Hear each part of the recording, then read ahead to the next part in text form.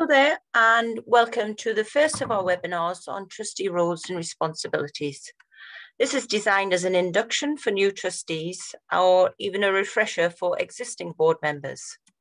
My name is Tracy Bird and I run the SCVO Trustee Network, which is sponsored by Rathbones, who are one of the leading charity investment managers in the UK.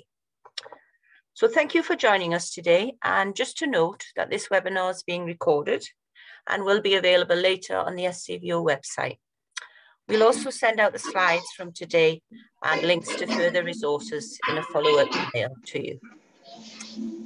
We're running these webinars with our SCVO Pro Bono service partners, as we recognise how important it is that as a trustee you know what to expect and what is expected of you when you join the board.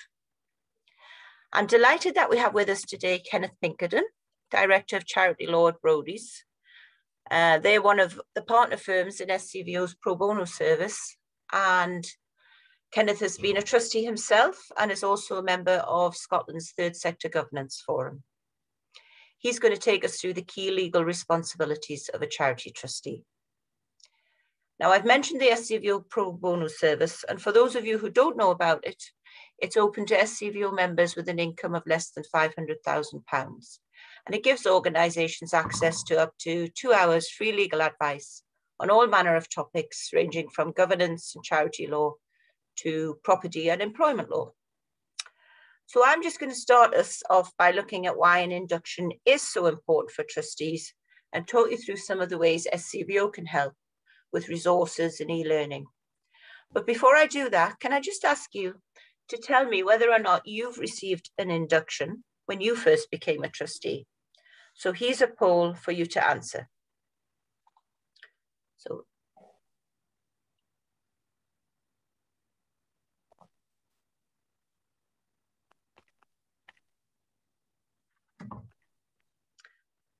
oh, it seems to be tipping in favour of no, which is unfortunate.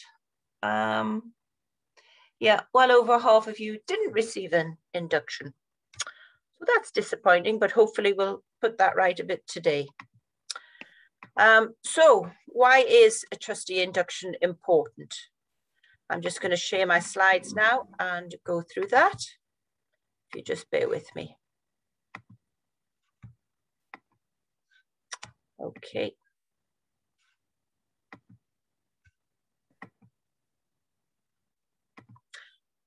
So, why is an induction important? Well, trustees have to be prepared and equipped to make good collective decisions. You've got to be well informed to take a full part in discussion and decision making, and you need to know about your organisation and its aims and understand the challenges you face. And importantly, and Kenneth will cover this, you've got to understand your role and your responsibilities and any personal liabilities. So SCVO have got a lot of resources that can help you with this. And on our recruitment and induction page, we have a link to a sample induction checklist, and that looks like this. Now, you may have other things that you can add to this in your organisation, but this basic template includes the essential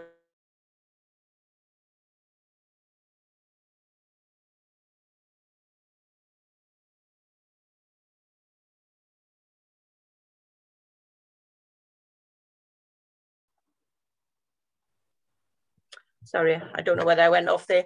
It gives you a list of things that you need, such as a governing document, your constitution, accounts, minutes from previous meetings. And as well as giving these to your new recruits, you need to ensure that they understand them as well. Trustees should also be able to visit your organisation, meet with existing trustees and beneficiaries, staff, volunteers, and understand what expenses they can claim. And you should think of maybe about having an existing trustee mentor a new one, and make sure you continue this development of your board with training and support on an ongoing basis.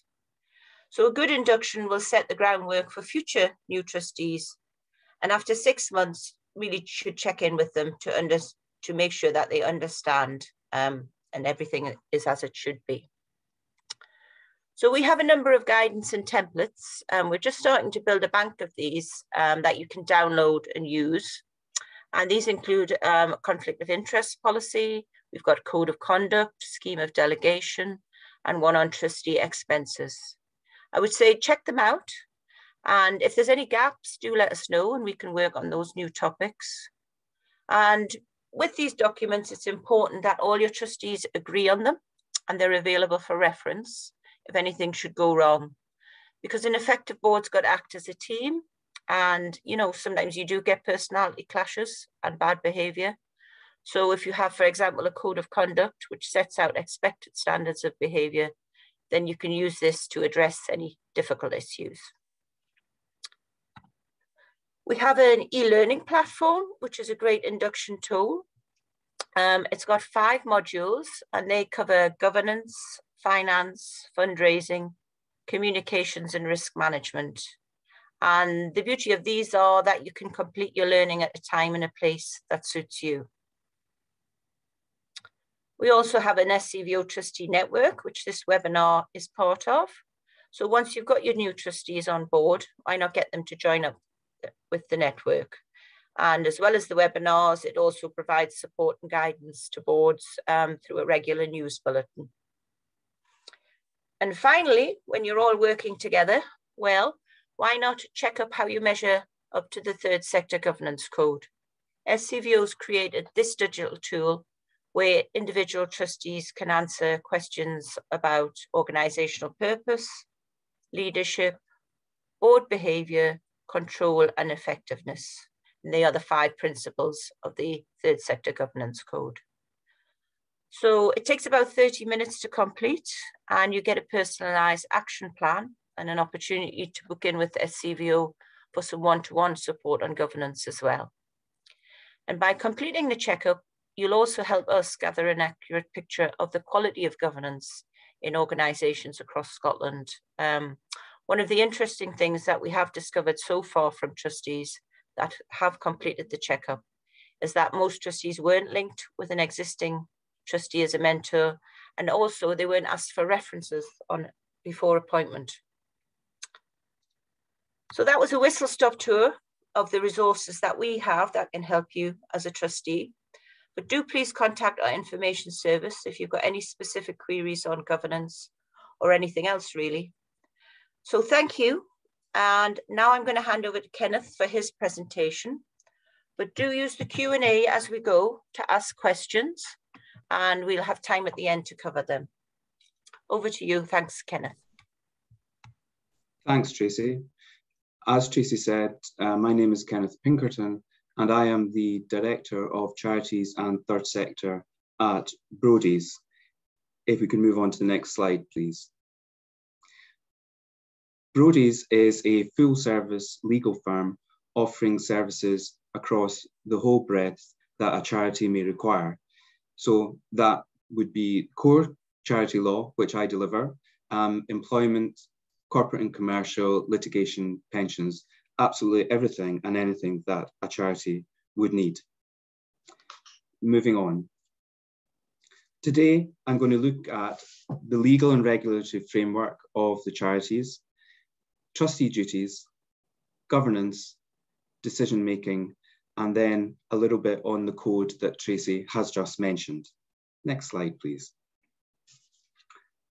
So, as you all possibly know, the main piece of legislation affecting charities is the Charities and Third Sector Scotland Act 2005. And throughout this presentation, for ease, I'll just refer to that as the 2005 Act. It might come as a surprise to some of you that this was in fact the first comprehensive set of charity law applying to Scotland. There is some mention of charities in the Law Reform Miscellaneous Provisions Scotland Act 1990, but other than that, it's been largely reliant on case law. The 2005 Act came into force on the 1st of April 2006. Broadly, it established the Scottish Charity Regulator, or OSCR, as we fondly call it. It sets out the charity test. So what do you have to do? What do you have to be a charity and call yourselves a charity? It confers a range of powers on OSCR and the Court of Session in relation to charities. It identifies and imposes duties on charities, which I will come to later. It establishes jurisdiction covering fundraising and commercial participators. And it also extends investment powers of trustees of all of Scottish trusts. And that really is the bit, the trustee investment bit in the title of the Act. Next slide, please. So I thought it would be helpful to let you know what the regulator does, what does OSCR do in its functions. So as I've mentioned already, it decides whether or not a body is a charity. It's up to OSCR to measure what your charity does against the requirements of the legislation. It keeps a public register of charities, and I'm sure you have all been on OSCR's website and looked at the register, which has useful information about what you do, not quite as much as you would find on the Charity Commission for England and Wales's website, but hopefully with changes in legislation that might come into play in the not too distant future, we will catch up.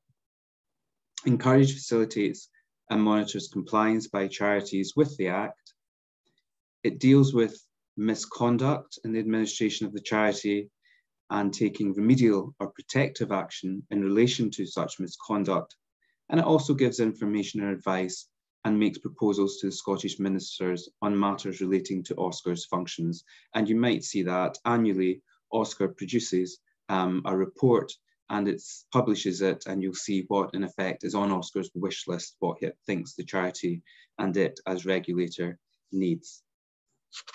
Next slide, please. So, turning to you now, what are your charity trustee duties? What should you be thinking about in your role? So first of all, you have to know who the trustees are. And sometimes that can be quite confusing because trustees are called lots of different things. In the easy world, they're called charity trustees. Sometimes they're called simply trustees, but the trust happens to be a charity. For companies, they're often called directors. In school charities, they can be called governors. And in smaller charities or non-incorporated associations, they're called committee members. So once we know who the charity trustees are, the definition of a charity trustee, however, in the 2000 Act is the persons who have the general control and management of the administration of the charity. So if there was a question mark over who the charity trustees were, and that can often be the case with unincorporated associations, that is what OSCR would look for. And where do your trustee duties come from?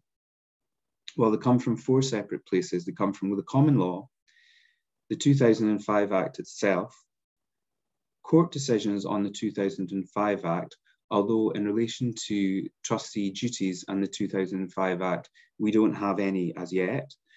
And then that is supplemented by OSCR's guidance. And you'll see I have get the word guidance in italics, since that is merely OSCR's interpretation of the law, which will stand until it is challenged. So, what are your common law duties? And some of these you would expect to be the case. You have a duty to act in the interests of the charity, which we'll come on to separately. You have a duty to carry out the terms of the charity, and that is, what are your charitable purposes? The charitable purposes are why you exist. What are you there to do? You have a duty to control the charity's property, devote time to the charity's affairs, and that's an important one.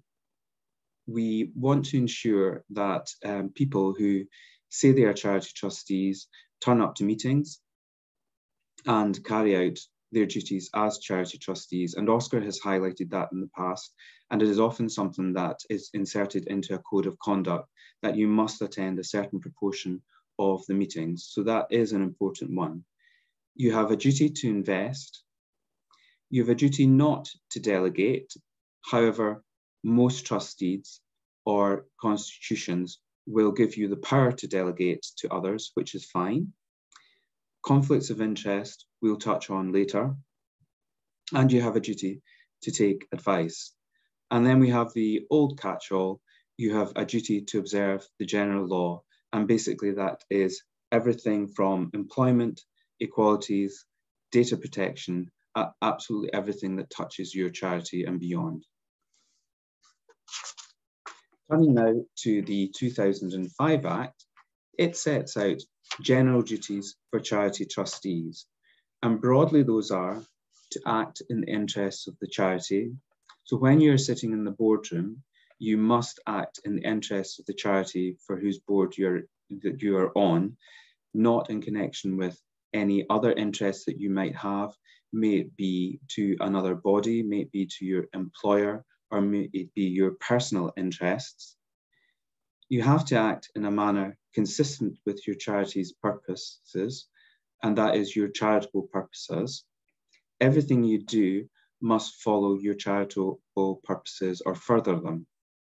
And you can do that either directly or indirectly with your assets.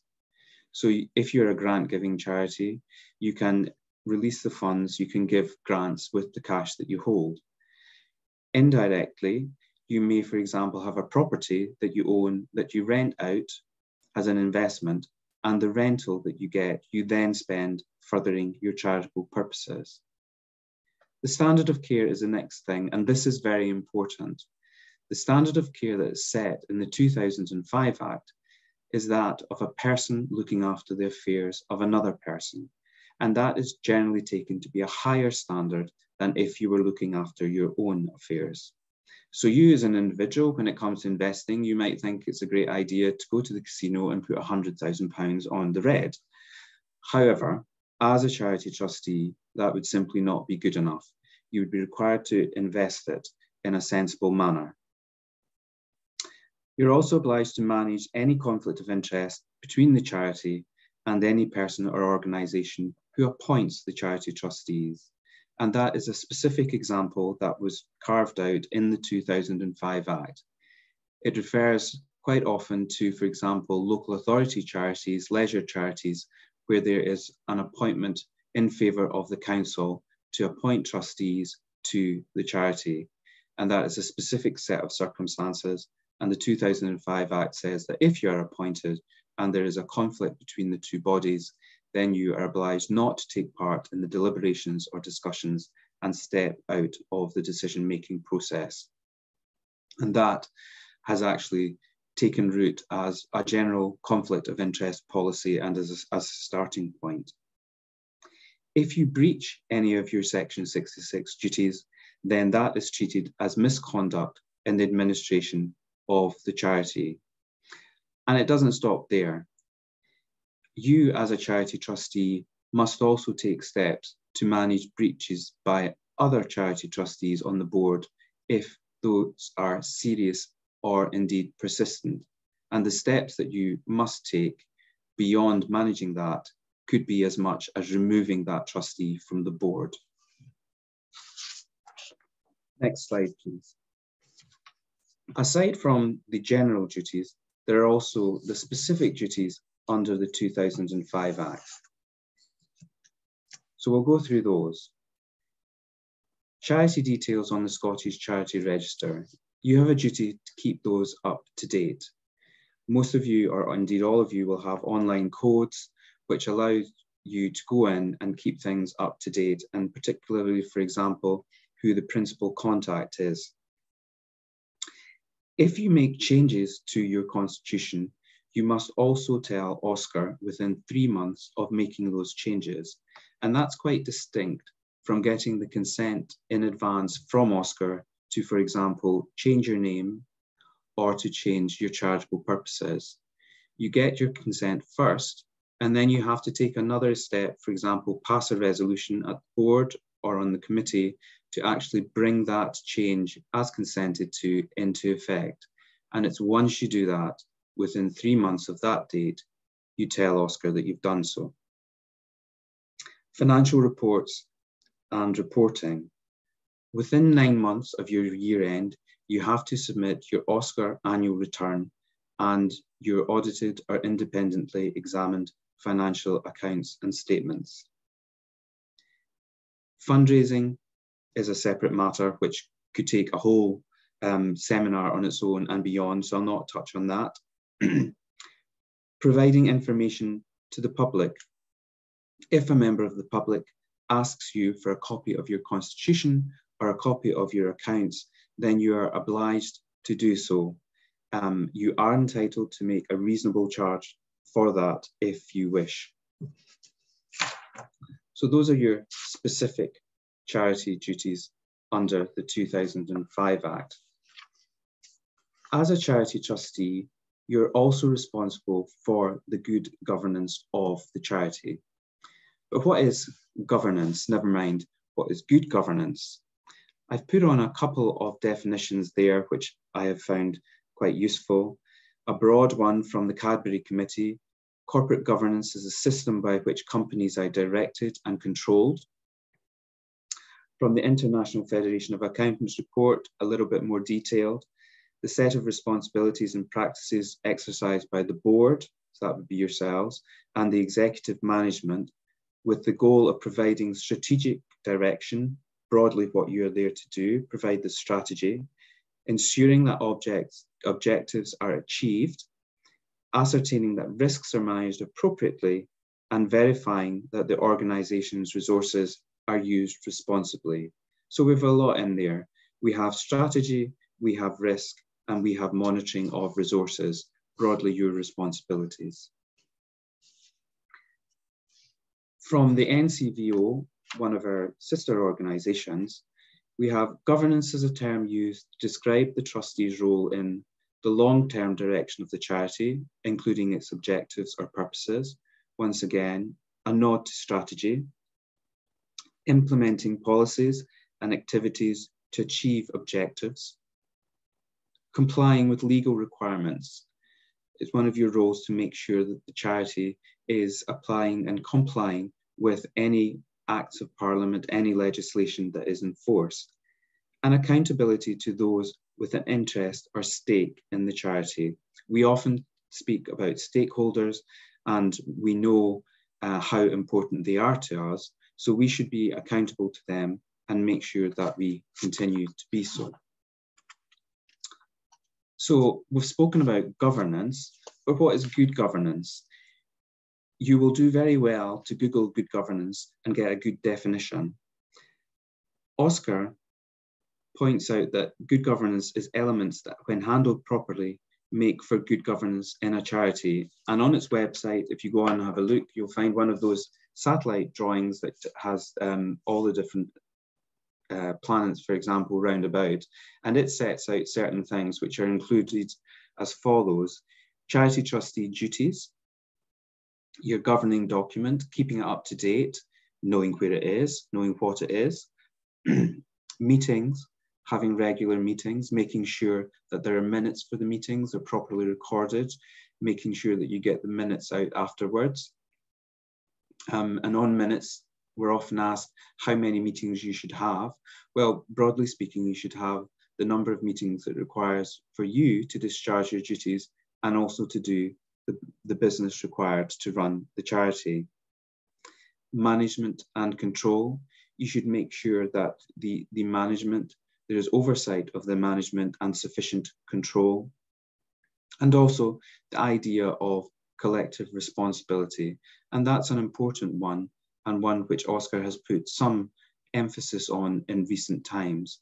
And that is broadly the idea that whether or not you are in favour or not of a particular resolution, that does not get you out of the decision. All of the trustees, whether or not you're in favour of a resolution, are equally and collectively responsible for that decision.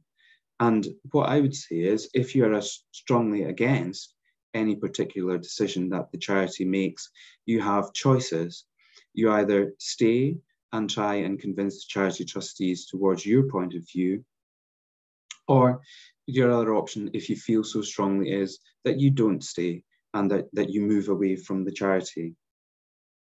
A couple of quotes again there, one from the Scottish Governance Code for the Third Sector that Tracy mentioned earlier. Good governance matters because it underpins successful organisations, and also one from Warren Buffett. A good reputation takes 20 years to build and 5 minutes to destroy. So what happens when there is a failure? I've put some examples on the screen. Last year, there was the inquiry launched into claims that money from Princess Charles's foundation went to a Saudi billionaire's charity. There was the Oxfam scandal when the regulator delivered a damning verdict on management and culture. And we've got Kids Company as well, when the MPs were saying that there was a catalogue of failures that led to collapse. And one thing particularly with Kids Company that I would mention is that you'll see the date that that first was brought to light with headlines in the newspapers was 2016. And it was only last year that the Charity Commission eventually published its report into the trustees of Kids Company. And I think that just shows how long some of these investigations can take if there is a governance failure. And that can be very stressful for you, for the charity trustees involved, and can be hanging over you for some time. So if nothing else, that is certainly worth, or is certainly a very good reason for making sure that you get your governance right. I'm going to take a little time now on decision-making by trustees. Part of good governance and part of your responsibilities is that you take decisions. In fact, it's one of the reasons that you're there. Quite often, if we don't have guidance north of the border with Oscar, my next port of call is with the Charity Commission for England and Wales to see what it has. And it has a very good document called It's Your Decision, Charity Trustees and Decision Making. It's quite a lengthy document, but it's an easy read, and it certainly has some good pointers as to what you should or perhaps you shouldn't consider when you are taking decisions. So, trustees must, amongst other things, act within your powers. You have to have the power to do whatever you plan to do. And to find out if you have your power, then the port of call is your constitution. If you are, for example, sometimes it can be easy. If, for example, you are a SCVO, then the 2005 Act basically said that a SCVO can do anything that it wants to do. And many SCVO constitutions will simply reflect that that is the case. Companies, charitable companies under the 2006 Act are very much in the same boat. Trusts and unincorporated associations that are charities should, however, take a little bit more care and check what their constitutions actually say and confirm that they have the power to do what you want to do. You must act in good faith and only in the interests of the charity. So, for example, if there is a conflict and you have a conflicts of interest policy, you should make sure that you follow that conflict of interest policy and do what it says. You should make sure that conflicts are recorded properly in the minutes and the action that was taken by any trustees who were in fact conflicted. You must make sure that you are sufficiently well informed. And that comes down to the structure of your board. And your starting point really, and this goes back to the first regulatory report that Oscar published back in 2007, I think, 1+1 parent families. And that really emphasized that your board should contain the right mix of skills relevant to what your charity does. And that should make sure that you're sufficiently well informed, that you're getting the right advice when needs be, and that you're also able to query that advice and translate it. You must take account of relevant factors and ignore irrelevant factors. And what that is really saying is you don't have to take account of absolutely everything. You should focus on what are the important factors relative to the decision that you're being asked to make. As I said earlier, you have to manage conflicts of interest, and I can't emphasize how important that is. You must make decisions which are within the range of decisions that a reasonable trustee board could make. And I like to bring this example to you because it can give you some, or it should give you some comfort. What it's saying is that there's not a right or wrong answer. What you have in front of you and what you have to do is likely to be a range of options. And as long as you pick one of those options, which is reasonable, then if with 2020 hindsight, it turns out that there is a better option, you will not be criticised for having made an option, for having taken a different option, so long as it is in the range that I've mentioned. So very important that you must follow requirements in governing documents about decision making. With the onset of COVID, we all went virtual. There was dispensation for some time about having virtual meetings, even if your constitution didn't allow it. Now is the time to get that right. So if you were relying on a particular dispensation or in a reliance on perhaps Oscar being a little lenient, take out your constitutions. If you're still having virtual meetings or if you're having hybrid meetings, make sure that your constitution allows that. The last thing you want to do is take an important decision that is then challenged at a later date simply because the meeting wasn't convened properly. And that goes for AGMs as well. And that, for example, can be particularly important if you're relying on your AGM to make changes to your constitution. If you get that wrong, or if it's challenged, for example, by a disgruntled member when the vote went against them, then it could take some unpicking to make sure that you get it right. You take decisions collectively. I've mentioned that already.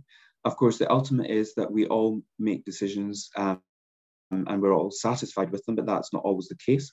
But just to underline that even if you're not satisfied with the outcome of the decision, that you are still bound by it.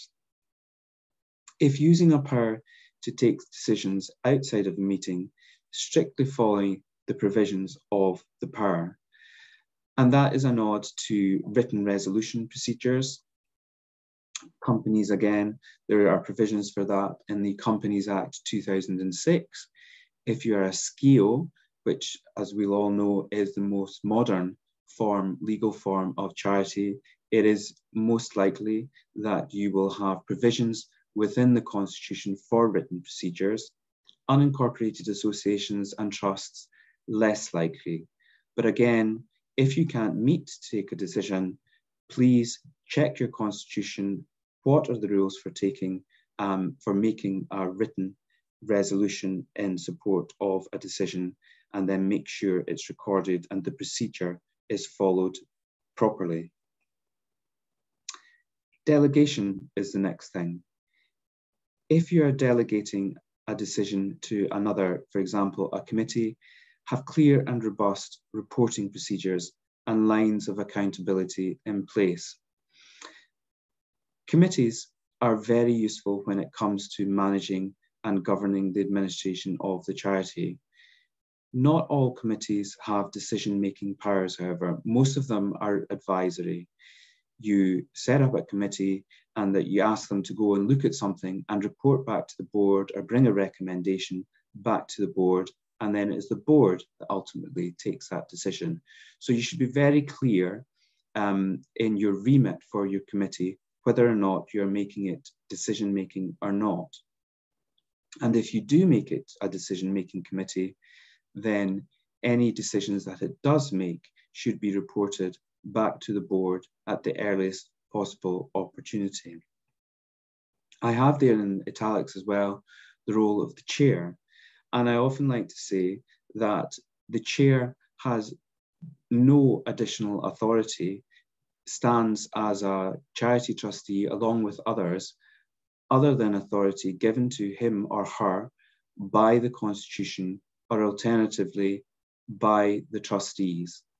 So just if you are a chair, be mindful if you decide to take an executive decision, check whether or not, or be very certain before you do so, that you have the power to do so. And again, like a committee, if you do take an executive decision, you should be reporting that back to the board at the earliest possible opportunity. Record decisions properly so that there is no doubt about what was decided and why. And that is broadly a nod towards minutes and minute taking. So your minutes should encompass broadly the discussion that took place, what the resolution was, what are you deciding on, and the decision that was actually taken, and make sure that that is accurate. And also make sure that your minutes are circulated promptly after the meeting.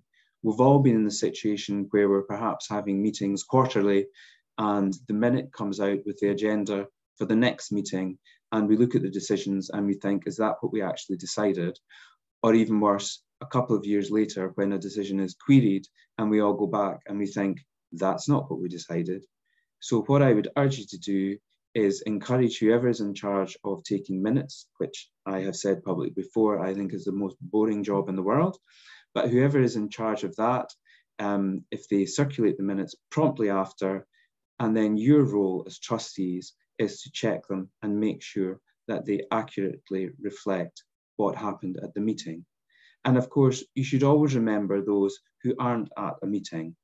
It is important for those charity trustees to get the minutes promptly after the meeting so that they know what is happening.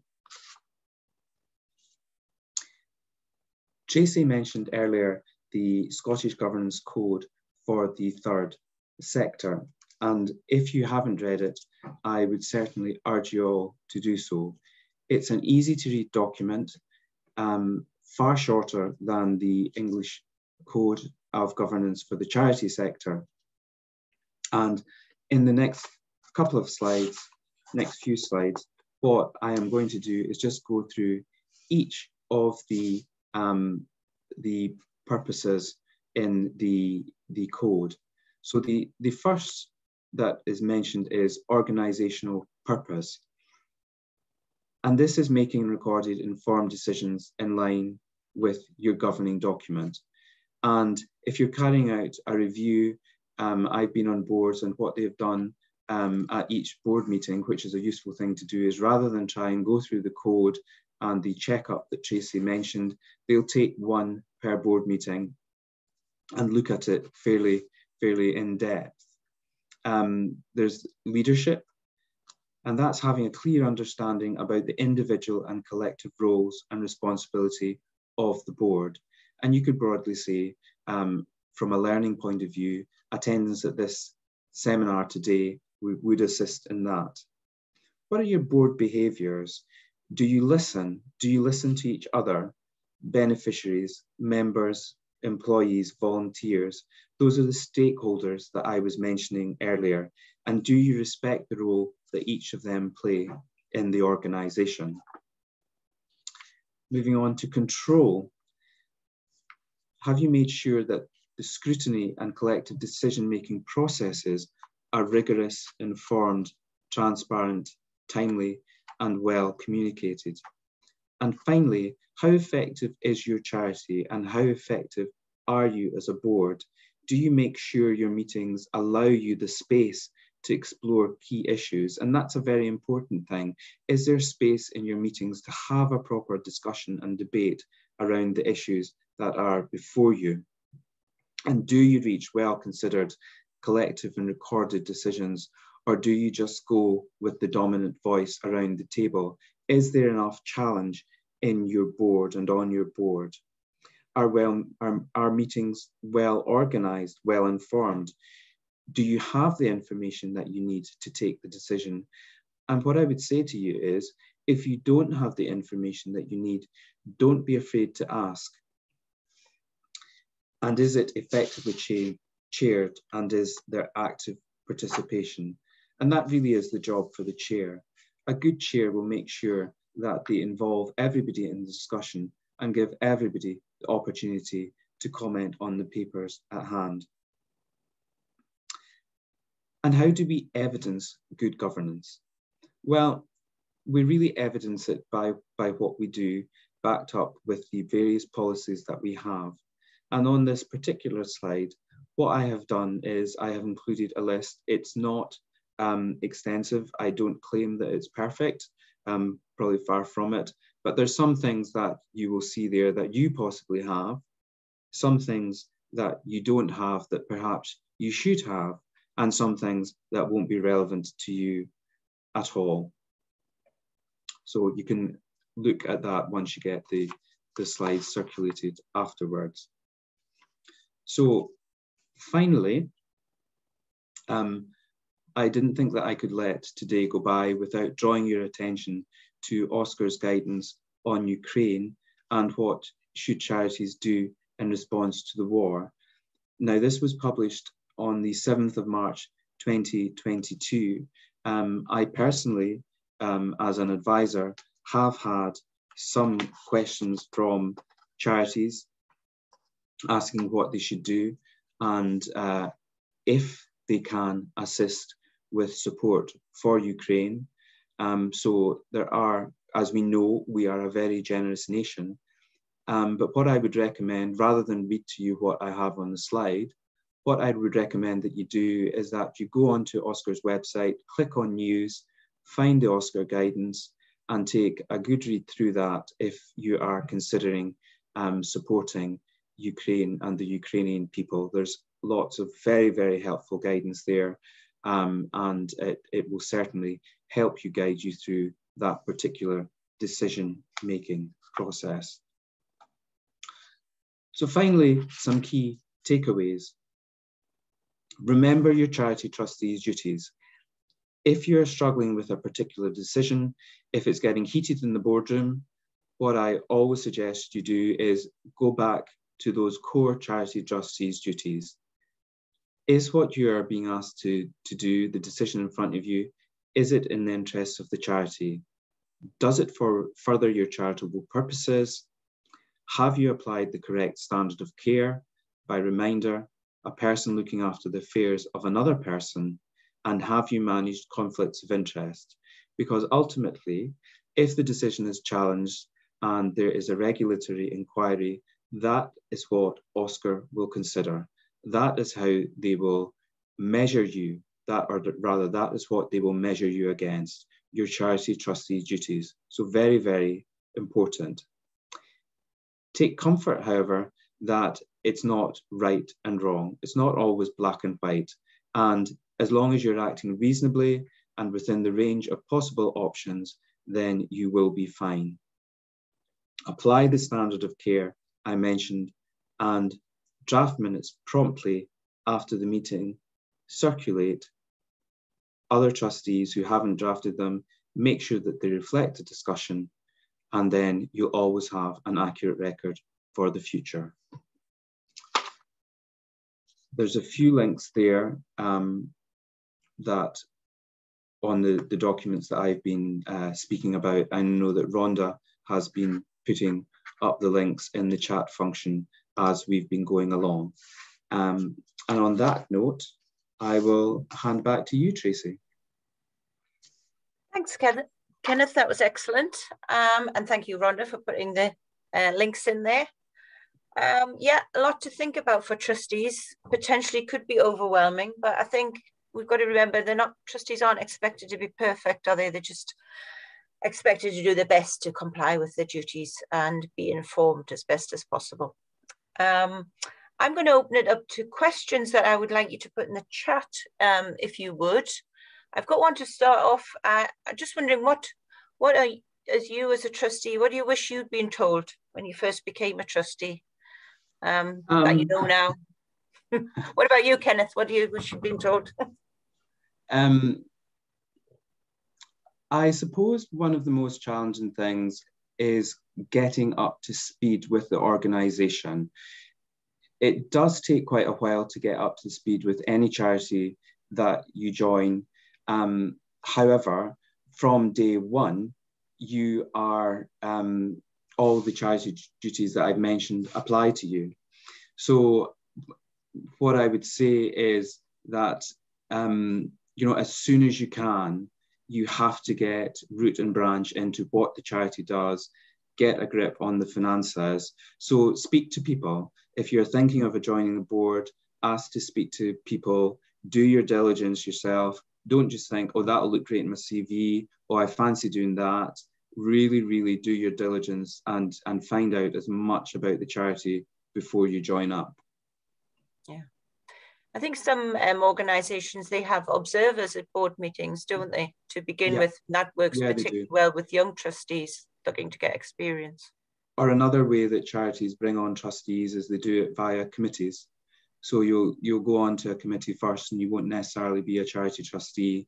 And then if you find that you like the organisation and the organisation likes you, then you become a charity trustee at a later date. Yeah. Somebody's actually asking about advice for younger people taking on a trustee role for the first time. So that is a good way. There are lots of organisations out there, Catherine, Young Trustee Movement, things like that. I can put some links to them in the email I send out. There's a couple of questions that have come in, Kenneth. I'm just going to fire them at you if that's okay. Mm-hmm. First one is a question on employment, and I know you're not an employment lawyer, but with respect to a contractor who actually has no other clients and does work for the charity pretty much full time, they are paid as a contractor and not as an employee. Is this something that I should be worried about? I think that is more of an employment law one, isn't it? That's definitely an employment law question, and it's one that I will not answer because I'm sure there's a bigger, fuller picture there. But perhaps it's something that if the charity, the person mentioned, if the charity is a member of SCVO, they could perhaps put it to the pro bono service if the charity trustee is particularly worried. Yes, definitely. We do have a referral for employment law questions. There was one about risk profile. Should a charity have a risk profile? Yeah. A charity should definitely, it would be part of good governance to have a risk register. So you should have that, and you should be considering the risks of the charity in connection with most of the decisions you take. It would be a risks and options paper. But yes, you should have a risk register. It doesn't have to be an all singing, all dancing risk register. If you have a very small charity that isn't operating in a huge field, then it could be very straightforward. You don't have to go through the red, amber, green and multiplying X by Y and adding A, B, and C. But obviously, the more complex the charity you are, then the more sophisticated your risk register should be, but not to the extent that nobody understands it. Great, thank you. There's another question, goes back to one of your earlier slides, Kenneth. Somebody's wanting to know the interaction between common law trustee duties and those under the 2005 Act. So has the Act superseded common law, or do both still apply? So the Act supersedes the common law to the extent that it covers the items that the common law covers.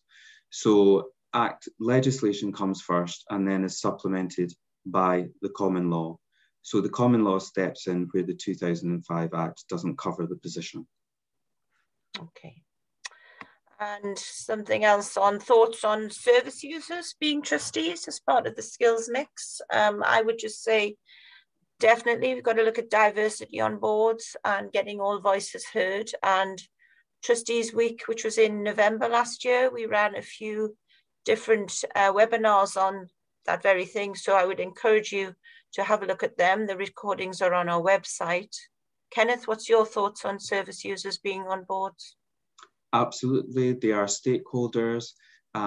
You have to take particular care, though, around confidentiality and conflicts when you have service users on your board, but certainly nothing that can't be managed. Yeah. And another one about incorporated charities. So you've got your SCVO on the one hand, your charitable company on the other. Do they offer the same level of protection for trustees from liability? Broadly, they do. What I would say, however, is that even though there is limited liability, you still have to take care. It doesn't get you out of jail from absolutely everything. So you're in a better position. I mean, for my money, an unincorporated association is the worst of all worlds. It can be very challenging.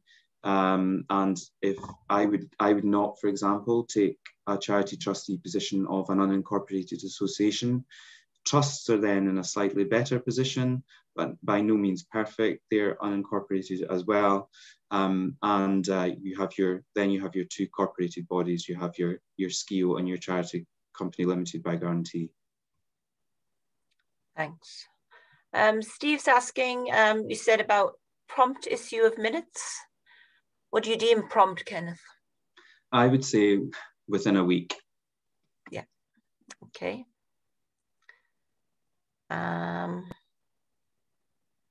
Okay, this is an interesting one about staff well-being in a charity. So if a charity has staff with known long-term health conditions, should the trustees be overviewing staff well-being? Do they have that responsibility? Trustees have a duty of care towards the employees of the company, or sorry, the employees of the charity. So yes, they should be keeping an eye on that. Yeah. Yeah, definitely. And there is a lot of information around that, particularly in the wake of the pandemic. A lot of organisations are thinking more about well-being of staff. So there is support there. Our HR service have produced some information on that. So I would encourage you to check that out. Somebody's asking about virtual meetings. They've added a provision for that to their constitution. Do they need to specifically mention hybrid meetings, or are they covered by virtual meetings? Hybrid meetings are different from virtual meetings. The constitution may provide for how meetings take place rather than being specific. But I know that my colleagues in the corporate department for charitable companies, they have been looking at that in particular.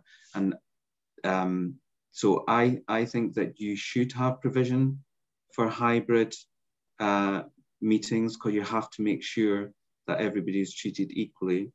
So you should at least have a mechanism as to how a hybrid meeting will work and how it will take place. And I'm thinking, for example, voting.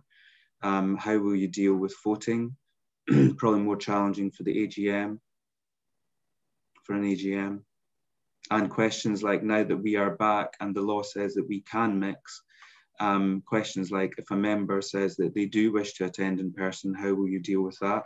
But that is, we are down to detail yet, detail that we're just coming through the other side and really starting to get to grips with that. Yeah. You're doing very well, Kenneth. Yeah, it's like mastermind. Another one, if you're a charitable company, is there any conflict with the Companies Act and the Charities Act? There will be from time to time. What I'm thinking, for example, is the standard of care. The standard of care for charities trustees who are directors of the company is a higher standard of care than the 2005 Act applies. So for charity trustees who are company directors, they also have to apply the skills that they actually have, which is higher than that of a person looking after another's affairs. And if there is a conflict, then you will go with the higher duty. So if you're a company director, then you go with a higher duty standard of care, and that will apply across the board. Great, thank you. I've probably got time for just maybe 2 questions now. Steve's asking, how important is it to have members for a charity where all the service users have long-term health conditions? Now that's getting into issues of membership charities versus non. There's a lot of information on our own website about that, regarding how funders look at that, you know, organizations being perceived as more democratic, having more community buy-in if they have members. Kenneth, do you have anything to add to that? Your service users are an important stakeholder group, so you should certainly consider to what extent they should be members of the charity. I don't think there's a right or a wrong answer there, which sounds like I'm dodging the bullet, which I possibly am. But I think it's one that you would sit down and you would have a look at the benefit to your charity, and I'm sure that there would be a benefit. And as you say, Tracy, when it comes to funding, funders often look at that as to who the members are, and they do absolutely do. Whoever your beneficiary group is, they absolutely do bring they bring a lot to the charity. Thank you. I'm going to finish up with a question from Laura. There are more questions there, so I would encourage you to contact us via inquiries@scvo.scot if you have a specific question that we haven't managed to cover.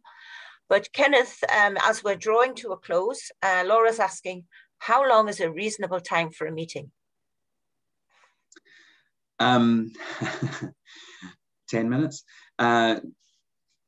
I would say that a maximum of 2 hours for a meeting. Maximum. I would agree. Yeah, definitely. And that's, I think, sometimes even harder online to keep the attention focused, isn't it? Yes, definitely. Yeah. Okay, as I say, do send your questions in if we haven't managed to cover them. The slides will go out to you along with a link to the recording of today's webinar. I'll thank Kenneth once again for his contributions. Really appreciate it. And just finally, remember that SCVO is organising the gathering, which is going to be taking place on the 15th to the 16th of June, and where we'll be welcoming trustees and staff in real life to the SEC in Glasgow. We'll have lots of events similar to this, and it'll be a fantastic opportunity to meet up with colleagues that you may not have seen for a very long time. So I'll leave you with details of how you can find out more about that, and just thank you and goodbye, and enjoy the rest of your day. Thank you.